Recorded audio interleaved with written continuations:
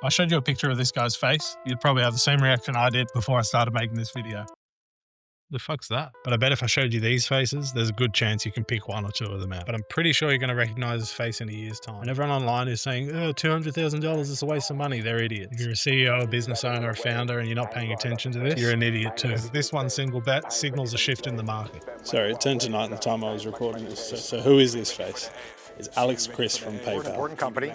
We've got a quarter of the world's e-commerce running through PayPal. And so basically what we're seeing here is a big ass company understanding the fundamental shift that's going on. I'll just read through the job description quickly so you can get an idea of what it is we're talking about. Right, so first up, the job listing, blah, blah, blah about the company, the summary.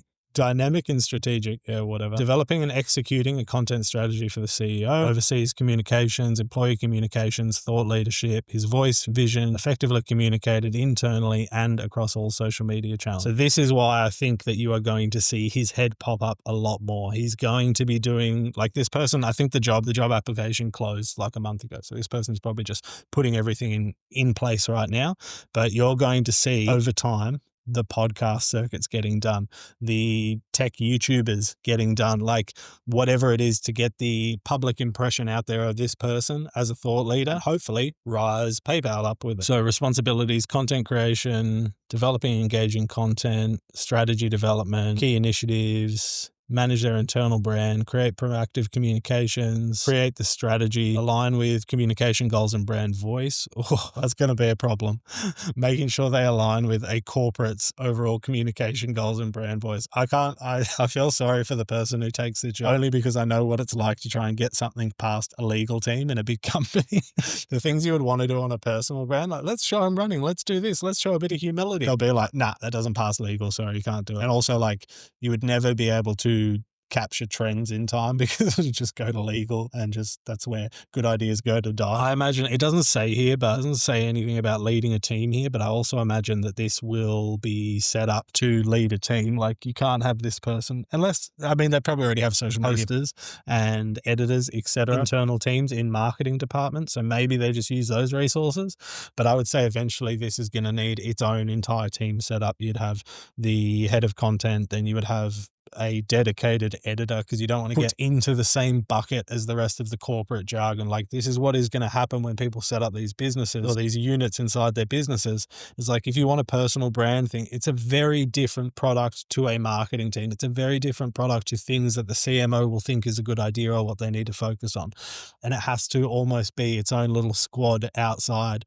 And this is true of if they set up a content operations team as well. It's not just the personal brand one. It's a different way of working, a different way of thinking. And I think a lot of corporates are catching on to the fact that it's very different to what marketing is. And what will probably happen is marketing will get pulled and be very much focused on like outreach, emails, corporate websites, all of those sort of things, and the real corporate ad stuff. And then content gets pushed away, pushed aside into a different, more fly-by-night approach, but we'll still need proper operations and team setup. And total compensation for the right person, 170 to 290,000. Oh no, the US national annual pay range for this role is 170 to 290,000. So if you got past all of the previous hooks and checks that said you're probably a business owner or founder, if you're watching this video and you're a creator, this is your opportunity to make a lot of money and be right up the top of the food chain. And the rest of it is, you know, the normal corporate baloney. Underneath this incredibly boring ass job description, there is a fundamental shift in marketing taking place where sales, connecting to your audience, everything is shifting slightly to meet the market. Because obviously creators have known this for a long time. Smaller companies have known this for a long time. But now that the bigger companies are catching on, you've got a real risk of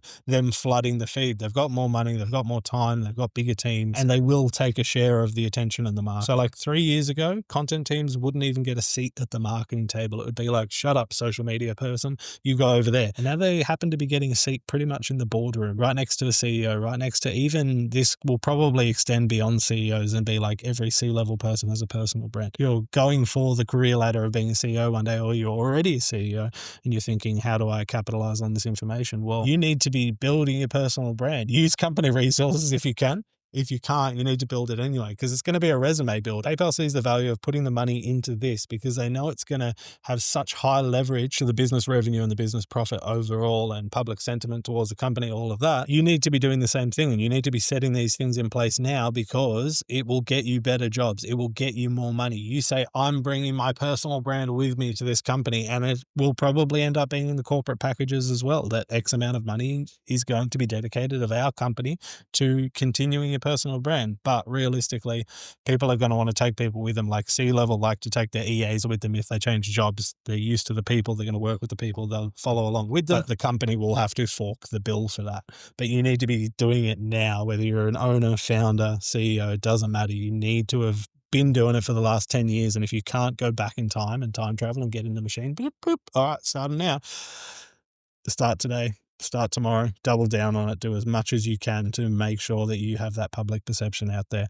I think a lot of the shift is coming from the rise of AI as well, because people will only trust people and AI can pretend to be people, but real people will shine through at the end of the day. So content is clearly going, even at the top level, from this nice to have to non-negotiable infrastructure for your business. And if you don't start building trust, influence, authenticity, growth yesterday, you're done. I don't think this hire will be the end of this or the last step, or focus purely on PR. They're going to lift the profile of the single employee, create the audience, and as a billion-dollar company, betting on the future moat of they're betting on the moat of the future company, where PayPal's going to be part brand, part product, and part personal brand of the CEO seems to play a factor in this. Traditionally, company outreach would have lived under marketing, and this shows that personal branding is part of the strategic infrastructure of businesses, and it's not just this cute little content creator play. Like,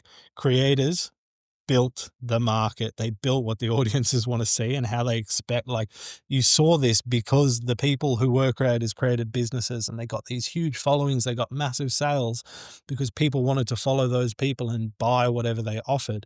And this is coming from the other side and going, how do we capture that same attention when we've got a good product? This is the current seesaw of like, how do you get attention? What's more important? Distribution, product, distribution, product.